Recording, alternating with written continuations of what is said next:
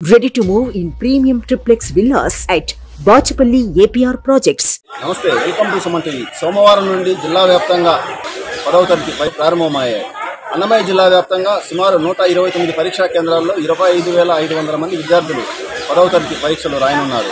ఈ పరీక్షల నిర్వహణ కోసం స్థానిక అధికారులు, జిల్లా అధికారులు విస్తృతంగా ఏర్పాట్లు చేశారు. ఏ ఒక్క సెంటర్లో కూడా విద్యార్థులు నేల మీద కూర్చొని పరీక్షలు రాయకుండా అన్ని సెంటర్లలో కూడా డెస్కులు ఏర్పాటు చేశారు. అలాగే తాగునీటి వసతి, లైటింగ్ వసతి కూడా ఏర్పాటు చేశారు.